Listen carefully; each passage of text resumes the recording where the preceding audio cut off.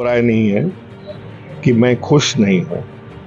और ऐसे नाजुक मोड़ पर, ऐसे क्रूशियल समय पर और ऐसे आखिरी पल पर, क्षण पर अगर किसी को ऐसे के साथ ऐसा होगा तो अच्छा ही महसूस करेगा। और माननीय बहन जी ने जो मुझमें विश्वास जताया है आखिरी क्षण में, वो बहुत सराहनीय है और मैं उनका बहुत आभारी हूँ।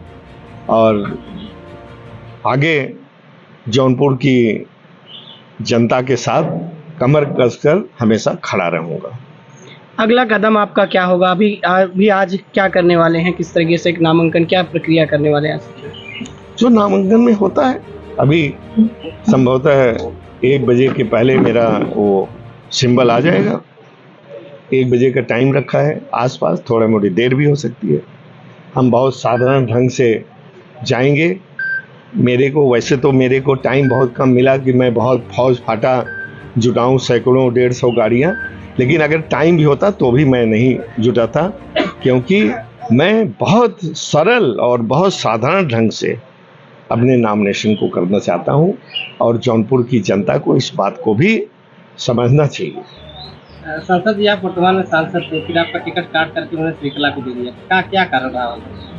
नहीं, मेरा टिकट, इसके पीछे एक बैकग्राउंड है। मैं खुद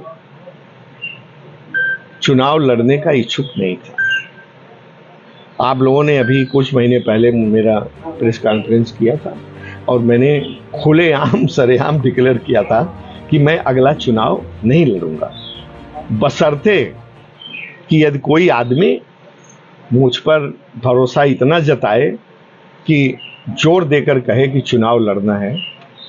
बीच में कहीं कुछ किसी ने भरोसा दिया था, लेकिन वो भरोसे पर मैं तैयार भी हो गया था मन ही मन, और काफी अंदरूनी तैयारी भी की थी, लेकिन वो भरोसा मेरा टूट गया। क्या घटनाक्रम हुआ जो आपको एकाएक टिकट मिल गया? कैसे हुआ ये सब और क्या करते ये घटनाक्रम जानना? नहीं, घटनाक्रम की जहाँ तक बात है, कोई घटनाक्रम नहीं हुआ।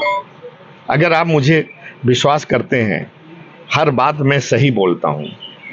मैंने कहीं किसी को सिफारिश नहीं की कि मुझे टिकट दिया जाए।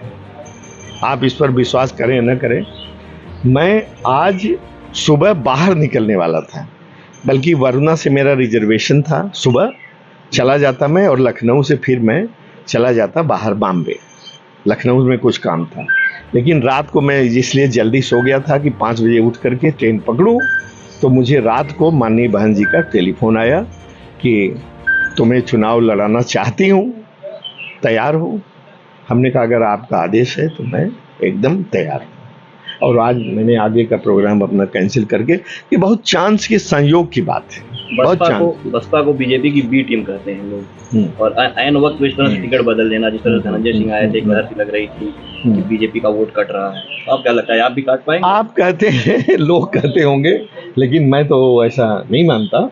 ठीक है, बसपा पिछली बार भी मैंने जीत दर्ज की थी जौनपुर की जनता की बदौलत, सपा गठबंधन। हाँ, और देखिए, मैं कहता हूं कि इस बार भी एक ज्योतिषी की भविष्यवाणी है कि अगला एमपी, वो महीनों पहले कह दिया था कि अगला एमपी जौनपुर का आपको ही होना है, देख करके।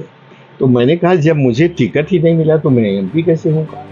तो उसने कहा कि अब इसके बारे में तो मैं नहीं कर सकता, लेकिन मेरा गणित, मेरी विद्या यही कहती है। और जब मैंने फिर टेलीफोन किया, कल टिकट का, आज आखिरी नॉमिनेशन की कलिट किया, कि हमने कहा कि आप तो कह रहे थे तो अगला एमपी मुझे होना है, तो और आज कल लास्ट डे है, अभी तक कहीं से कोई सुगबुगाहट नहीं है तो उसकी बात तो मुझे लगता है कि सही होती दिख रही है मुझे, क्योंकि 1 बजे मुझे एकाएक माननीय बहन जी का टेलीफोन आया और मुझे कहा गया कि मैं आपको लड़ा।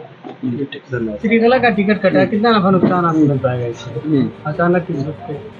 अब इससे क्या हम असेसमेंट अभी कर पाएंगे कि उनका टिकट करने से मुझे तो लगता है कि सब लोग, मुझे तो लगता है कि सब लोग मेरे साथ ही रहेंगे।